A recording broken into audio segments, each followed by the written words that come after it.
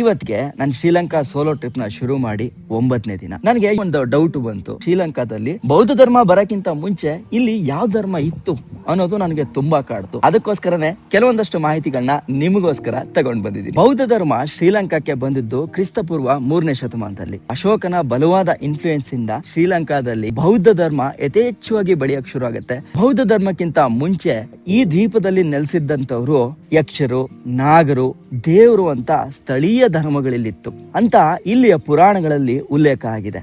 ಇವರು ಪ್ರಕೃತಿ ಪೂಜೆ, ಮಳೆ, ನಾಗರ, ಸೂರ್ಯ ಮತ್ತು ಇವರ ಪೂರ್ವಜರುಗಳನ್ನ ಪೂಜೆ ಮಾಡ್ತಾ ಇದ್ರು. ಹಾಗಾದ್ರೆ ಶ್ರೀಲಂಕಾದಲ್ಲಿ ಹಿಂದೂ ಧರ್ಮದ ಆಚರಣೆ ಇಲ್ವಾ ಅಂತ ಹೇಳಿದ್ರೆ ಖಂಡಿತ ಇದೆ. ತಮಿಳುನಾಡಿಂದ ವ್ಯಾಪಾರ ಉದ್ದೇಶಕ್ಕಾಗಿ ಬಂದಂತ ಅವರು ವೇದಿಕ ಹಿಂದೂ ಧರ್ಮವನ್ನ ಇಲ್ಲಿನ ಜನಗಳಿಗೆ ಪರಿಚಯ ಮಾಡ್ತಾರೆ. ಕ್ರಿಸ್ತಪೂರ್ವ 1000 ಮತ್ತೆ 500ರ ನಡುವೆ ತಮಿಳಿಗರು ಇಲ್ಲಿಗೆ ಬಂದು ಉತ್ತರ ಶ್ರೀಲಂಕಾದಲ್ಲಿ ನೆಲೆಸ್ತಾರೆ. ಅವರು ಇಲ್ಲಿ ಹಿಂದೂ ಧರ್ಮದ ಆಚಾರ, ವಿಚಾರ ಮತ್ತೆ ಪೂಜೆಗಳನ್ನ ಮಾಡ್ತಾರೆ.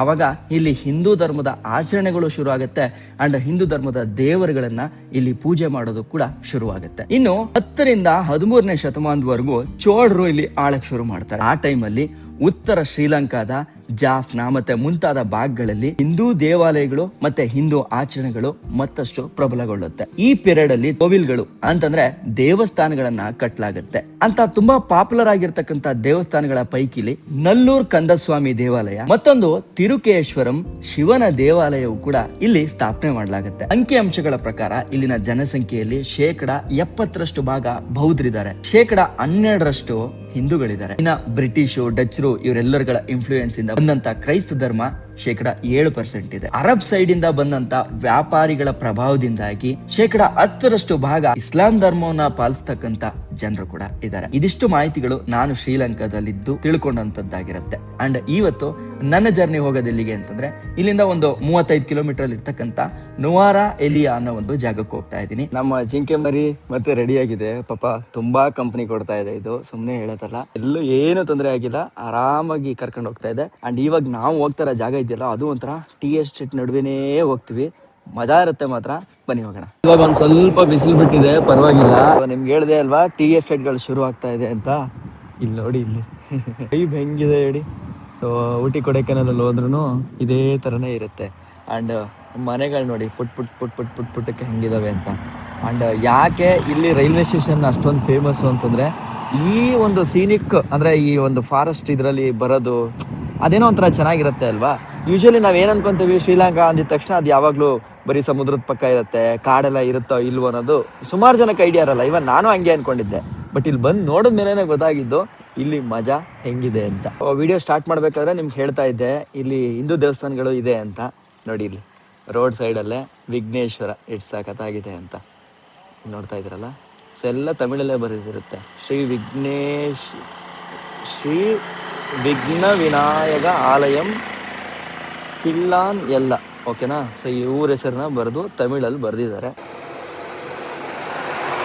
ಅಂಡ್ ಅದ್ರ ಜೊತೆಗೆ ಇಲ್ಲೊಂದಷ್ಟು ದೇವಸ್ಥಾನ ನೋಡಿದೆ ನೋಡಿ. ಎಲ್ಲ ದೇವ್ರುಗಳು, ದುರ್ಗಾಂಬ, ಚಾಮುಂಡಿ ಎಲ್ಲ ಒಂಥರ ಲೈಕ್ ಯಾವ ಥರ ಅಂತಂದರೆ ಎಲ್ಲ ಉಗ್ರ ರೂಪ ತಾಳಿರೋ ಥರ ಇದೆ ನೋಡಿ. ಈವನ್ ಗಣೇಶನೂ ಅಷ್ಟೇ ನೋಡಿ, ಇದು ಉಗ್ರ ಥರ ಇದೆ. ಆ್ಯಕ್ಚುಲಿ ನಮ್ಮ ಊಟ ತಿಂದೆ ತುಂಬಾ ಬೇಜಾರಾಗ್ಬಿಟ್ಟಿದೆ ನನಗೆ. ಅದೇನೋ ಗೊತ್ತಿಲ್ಲ, ಯಾವ ಊರಿಗೆ ಹೋದ್ರೂ ನಮ್ಮ ದೋಸೆ ಇಡ್ಲಿ ತಿನ್ನಬೇಕು ಅಂತ ಹುಡುಕ್ದೆ, ಸಿಕ್ಕಲಿಲ್ಲ. ಬಟ್ ಆನ್ ದ ವೇ ರೋಡಲ್ಲೇ ನೋಡಿ ಮಸಾಲಾ ಕೆಫೆ ಅಂತ ದೋಸೆ, ರೊಟ್ಟಿ, ಇಡ್ಲಿ ಎಲ್ಲನೂ ಇಟ್ಟಿದ್ದಾರೆ. ಅಪ್ಪ ಯಾವ್ದಾದ್ರು ಸಿಕ್ಕರೆ ತಿನ್ಬಿಡ್ತೀನಪ್ಪ. ಅಣ್ಣ ದೋಸೆ ಇರ್ಕಾ ಇಡ್ಲಿ ಇರ್ಕಾ? ದೋಸೆ ಇರ್ಕಾ? ದೋಸೆ ಕೊಡುங்க. என்ன தோசை இருக்கு?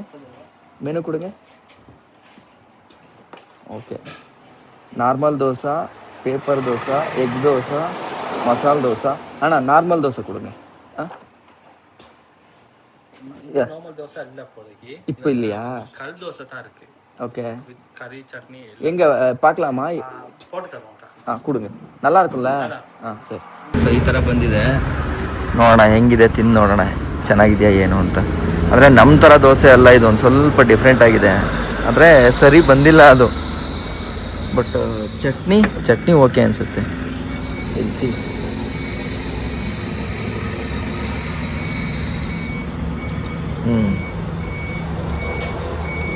ಓಕೆ. ಸರ್ ಎಲ್ಲಿಂದ? ಬೆಂಗಳೂರಿಂದ. ಸರ್ ಹೆಂಗನ್ನಿಸ್ತು ಸರ್ ಶ್ರೀಲಂಕಾ?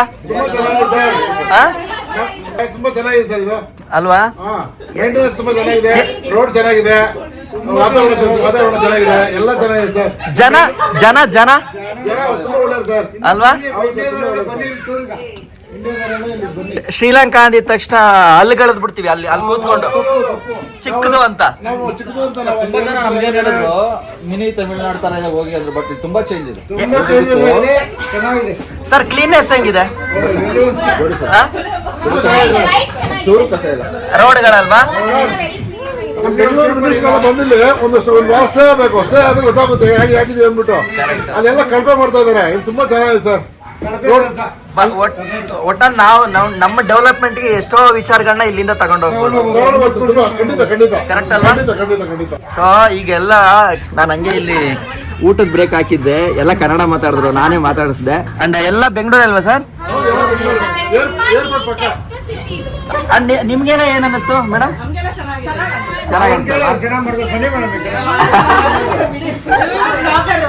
ಹೌದಾ? ಇಲ್ಲಿ ನೋಡ್ರಿ, ಇಲ್ಲಿ ಏನ್ ಬೊಂಬಾಟಾಗಿದೆ ಅಂತ.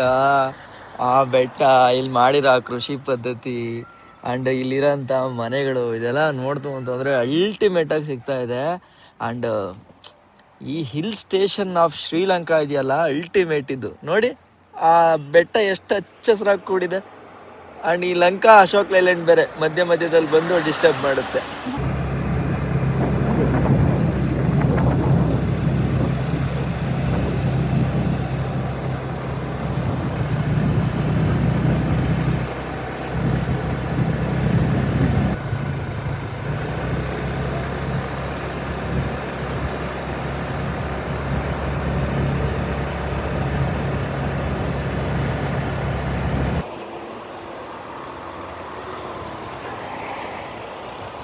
ನಾನಿವಾಗ ಇರೋ ಜಾಗ ಬಂದ್ಬಿಟ್ಟು ಬಂದಲ ವಿಲಾ ಅನ್ನೋ ಒಂದು ಊರು. ಸಿಟಿಗಳೆಲ್ಲ ಒಳ್ಳೆ ನಾನಾಡಾಗಿರ್ತಾವೆ ಮಾತ್ರ. ನೋಡಿ ಅಲ್ಲಿ ಬಸ್ ಸ್ಟ್ಯಾಂಡು ಸೇಮ್ ನಾವು ಇದನ್ನ ನೋಡಿದ್ವಲ್ಲ ಅದೇ ಥರ, ಯಾವುದೇ ಗೆಲ್ಲೆ ನೋಡಿದ್ವಲ್ಲ ಅದೇ ಥರ. ಇನ್ನೂ ಒಂದು ಏನು ಅಂತಂದರೆ, ನಾನು ನೋಡ್ದಂಗೆ ಇಲ್ಲಿ ಸ್ವಲ್ಪ ಜನ ಸ್ಟೈಲಿಶ್ ಆಗಿದ್ದಾರೆ. ಅಂತಂದರೆ ಕಾಲೇಜ್ಗಳು ಅವೆಲ್ಲ ಇರೋದ್ರಿಂದ ಸ್ಟೂಡೆಂಟ್ಸು ಅವರೆಲ್ಲ ಒಂದು ಸ್ವಲ್ಪ ಸ್ಟೈಲಿಶ್ ಆಗಿ ಕಾಣಿಸೋಕೆ ಸಿಗ್ತಾರೆ. ಆ್ಯಂಡ್ ನೀವು ನೋಡ್ಬೋದು ಇಲ್ಲೇ ನೋಡಿ ಎಲ್ಲ ಸ್ಟೈಲಿಶು ಹುಡುಗಿರು. ಸೊ ಕಾಲೇಜು ಇವೆಲ್ಲ ಇರೋದ್ರಿಂದ ಇಲ್ಲೊಂದು ಸ್ವಲ್ಪ ಜನ ಲೈಕ್ ಮಾಡರ್ನ್ ಸ್ಟೈಲ್ ಥರ ಕಾಣಿಸ್ತಾರೆ ನನಗೆ. ಆ್ಯಂಡ್ ಇದೇ ಊರಲ್ಲಿ ಮಧ್ಯದಲ್ಲಿ ನೋಡಿ, ಸೊ ಮಸೀದಿನೂ ಕಾಣಿಸುತ್ತೆ. ಆ್ಯಂಡ್ ನಾನು ಹೇಳಿದ್ನಲ್ಲ ಸೀರೆ ಹಾಕೊಂಡಿರೋನು ನೋಡಿದೆ ಅಂತ. ಆ್ಯಂಡ್ ಈ ಮಸೀದಿ ನೋಡಿ ಎಷ್ಟು ದೊಡ್ಡದಾಗಿದೆ ಅಂತ. ಇವಾಗ ಇಲ್ಲೊಂದು ಜಾಗದಲ್ಲಿ ಪಾರ್ಕ್ ಮಾಡಿದ್ದೀನಿ. ಸೊ ಏನಕ್ಕೆ ಅಂತಂದರೆ ನೋಡಿ, ನಮ್ಮ ಓಲ್ಡ್ ಲೋಕಲ್ ವೈಬಲ್ ಇರ್ತಕ್ಕಂಥ ಒಂದು ಅಂಗಡಿನಲ್ಲಿ ಬಂದು ನಿಲ್ಲಿಸಿದ್ದೀನಿ. ಆ್ಯಂಡ್ ಇಲ್ಲಿ ಏನಪ್ಪ ಸ್ಪೆಷಾಲಿಟಿ ಅಂತಂದರೆ ನೋಡಿ, ಎಲ್ಲ ಸೌದೆನಲ್ಲೇ ಅಡುಗೆ ಮಾಡ್ತಾರೆ. ಅಲ್ಲಿ ನೋಡ್ತಾ ಇದ್ದಾರಲ್ಲ, ಸೌದೆನ ಹಾಕಿ ಅದರಲ್ಲೇ ಟೀ ಮಾಡಿಕೊಡ್ತಾರೆ. ಆ್ಯಂಡ್ ಇವಾಗ ನನಗೆ ಕೊಡ್ತಾರೆ, ನಾನು ಅದನ್ನು ಕುಡಿತೀನಿ. Thank you. Yeah roti no yeah ನೋಡಿ, ಅಟ್ಲೀಸ್ಟ್ ಟ್ರೈ ಮಾಡ್ತಾರೆ ಇಂಗ್ಲೀಷ್ನ ಸ್ವಲ್ಪ. What roti curry? No, tea yes, only tea. So ಇಲ್ಲಿ ನಿಲ್ಸಕ್ಕೆ ಇನ್ನೂ ಒಂದು ಕಾರಣ ಏನು ಅಂತಂದ್ರೆ, ಇಲ್ಲಿ ನೋಡಿ, ಇಲ್ಲಿ ವ್ಯೂ ನೋಡ್ರಿ, ವ್ಯೂನ ಹೆಂಗಿದೆ ಅಂತ ನೋಡಿ. ಸುತ್ತ ಬರೀ ಇದನ್ನ ಹಾಕಿದ್ದಾರೆ. No tea only. ಯಾ ಇಲ್ಲಿ ನೋಡಿ, ಇಲ್ಲಿ ಹೆಂಗಿದೆ ಅಂತ. ಅಯ್ಯೋ ದೇವ್ರೆ, ಏನು ಅಂತ ಗೊತ್ತಿಲ್ಲ. ಸೊ ಕೆಳಗಡೆ ಇರೋದು ಒಂದು ಮಾತ್ರ ಕೋಸು, ಮೆಣಸಿನ್ಕಾಯಿ, ಈ ಕಡೆ ಟೊಮೊಟೊ. ಸೊ ಅಲ್ಲಿ ನೋಡಿದ್ರೆ ಅಲ್ಲಿ ಹಾಕಿದ್ದಾರೆ ನೋಡಿ. ಸೊ ಅಲ್ಲಿ ಯಾರೋ ತೋಟದಲ್ಲಿ ಕೆಲಸನೂ ಮಾಡ್ತಾ ಇದ್ದಾರೆ ರೈತರು. ಇಲ್ಲಿ ಕಾಣಿಸ್ತಾ ಇದೆ ಅಲ್ವಾ, ಎಷ್ಟು ಸಖತ್ತಾಗಿ ಮಾಡ್ಕೊಂಡವ್ರಲ್ಲ ಎಲ್ಲನೂ. This is tomato, this is chilli right? ಚಿಲ್ಲಿನೋ. And that was Bonchi.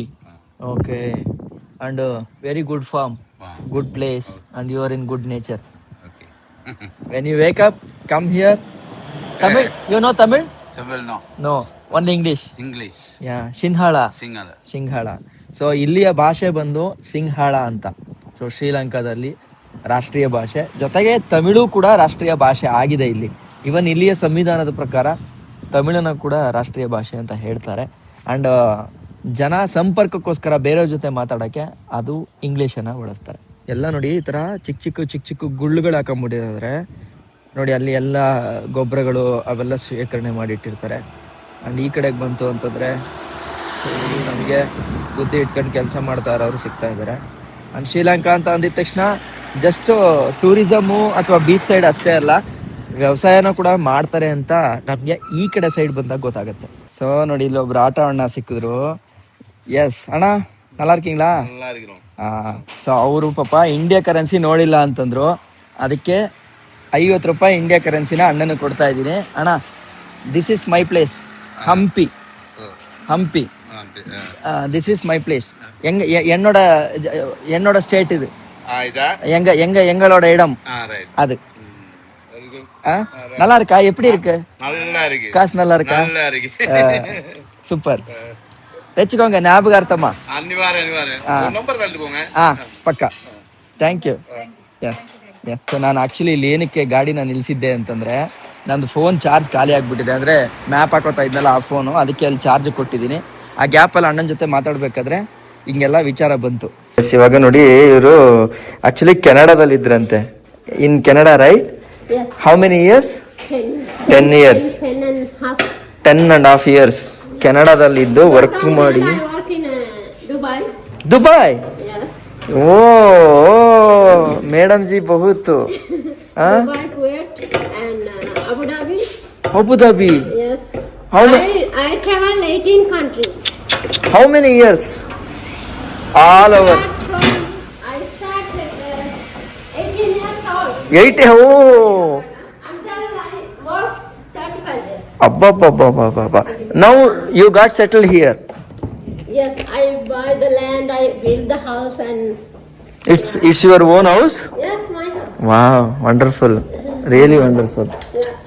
Because I have 3 houses. 3 houses in Sri Lanka. Yes.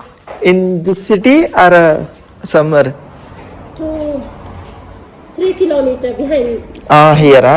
Oh, it's really wonderful.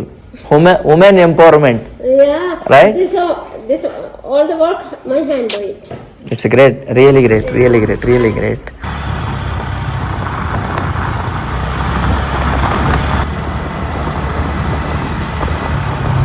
ಊಟ ಮುಗಿಸ್ಕೊಂಡು ಇನ್ನೇನು ಬರ್ತಾ ಇದ್ದೆ ಈ ಕಡೆ. ಏನ್ರಿ ಇದು, ಹೋಗ್ತಾ ಅನ್ಲಿಮಿಟೆಡ್ ವ್ಯೂಸ್ಗಳು ಸಿಗ್ತಾ ಇದೆ ನನಗೆ. ಸೊ ನೋಡಿ ಸುತ್ತ ಬೆಟ್ಟ. ಮೇ ಬಿ ಹೋಗೋಷ್ಟೊಳಗಡೆ ಫುಲ್ಲು ಚಳಿ ಬಿರ್ತ್ಕೊಂಡ್ಬಿಡ್ತೀನಿ ಅಂತ ಕಾಣಿಸುತ್ತೆ. ಅಲ್ಲಿ ನೋಡ್ತಾ ಇತ್ತು ಅಂತಂದರೆ ನೋಡಿ ಫಾಗ್ ಮುಚ್ಕೊಂಡು ಗಡ ನಡುಗಿಸ್ತಾ ಇದೆ ಈಗಲೇ. ಆದರೆ ಹಳ್ಳಿಗಳು ಮಾತ್ರ ಅಲ್ಟಿಮೇಟ್ ಆಗಿದೆ. ಇಲ್ಲಿ ನೋಡಿ ಸಾಕಾಗಿದ್ದಾವೆ ನೋಡಿ. ಅಲ್ಲೆಲ್ಲೋ ಸ್ತೂಪ್ಗಳು ಅವೆಲ್ಲ ಏನೋ ಒಂಥರ ಸ್ಪೆಷಲ್ ಅನ್ನಿಸ್ತಪ್ಪ ಈ ಜಾಗ ನನಗೆ. ಸೊ ಬನ್ನಿ, ಇವಾಗ ಟೈಮ್ ಆಗೋದ್ರೆ ಕಷ್ಟ, ಮಳೆ ಗಿಳೆ ಶುರು ಆಗ್ಬಿಟ್ರೆ. ಅದಕ್ಕೆ ನ್ಯೂವರೇಲಿಯಾಗಿ ಹೋಗ್ಬಿಡೋಣ. ಎಸ್, ಇಲ್ಲಿ ನೋಡ್ತಾ ಇದ್ದೀರಲ್ಲ, ಇದು ಬಂದ್ಬಿಟ್ಟು ದೇವಸ್ಥಾನ, ಜೊತೆಗೆ ಇಲ್ಲಿ ಸೀತಾಮಾತೆ ದೇವಸ್ಥಾನ ಎರಡೂ ಕೂಡ ಇದೆ. ಈಗ ಟೈಮ್ ಆಗಿರೋದ್ರಿಂದ ನಾನು ಇವಾಗ ಹೋಗ್ತಾ ಇಲ್ಲ. ಬೆಳಗ್ಗೆ ಸಪ್ರೇಟಾಗಿ ಸ್ನಾನ ಮಾಡ್ಕೊಂಡು ಅದಾದ್ಮೇಲೆ ಹೋಗ್ತೀನಿ. ಟೈಮು ಎಕ್ಸಾಕ್ಟಾಗಿ 5:40. ಅಷ್ಟಕ್ಕೆ ನೋಡಿ ಇಷ್ಟೊಂದು ಕತ್ಲೆ ಆಗಿರೋ ಜೊತೆಗೆ ಒಳ್ಳೆ ಸ್ವಿಟ್ಜರ್ಲ್ಯಾಂಡ್ ನೋಡೋದಕ್ಕೆ ಫೀಲ್ ಆಗ್ತಾ ಇದೆ ನನಗೆ. ನೋಡಿ ಏನು ಚೆನ್ನಾಗಿದೆ. ಇಲ್ಲಿ ಯಾವುದೋ ಸಿಟಿ ಮಧ್ಯದಲ್ಲಿ ಒಂದು ಲೇಕ್ ಇದೆ. ಬಟ್ ಆದರೆ ಲಿಟ್ರಲಿ ಹೇಳ್ತಾ ಇದ್ದೀನಿ, ನನಗೆ ಇವಾಗ ಏನೂ ಮಾಡೋಕ್ಕಾಗಲ್ಲ. ಈ ಹೊಡಿತಾ ಇರೋ ಚಳಿಗೆ ಹೋಗಿ ರೂಮಲ್ಲಿ ಮಲ್ಕೊಂಡ್ರೆ ಸಾಕು ಅನಿಸ್ತೈತೆ. ಬೆಳಗ್ಗೆ ಬಂದು ಇದನ್ನೆಲ್ಲ ತೋರಿಸ್ತೀನಿ. ಬಾಯ್. ಅಂತೂ ಇದು ಬಂದೆ ಹಾಸ್ಟೆಲ್ಗೆ. ಸೊ ಇಲ್ಲಿ ಯಾವುದೋ ಒಬ್ಬರು ಅಡ್ವೊಕೇಟ್ ಆಫೀಸ್ ಇದೆ. ಆ್ಯಂಡ್ ಇಲ್ಲಿ ನಮ್ಮ ಹಾಸ್ಟೆಲ್ ಇದೆ. 2nd ಫ್ಲೋರಲ್ಲಿರೋದು ಈ ಹಾಸ್ಟೆಲು.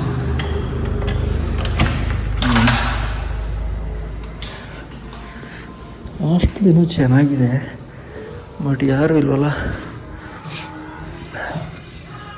ಹಲೋ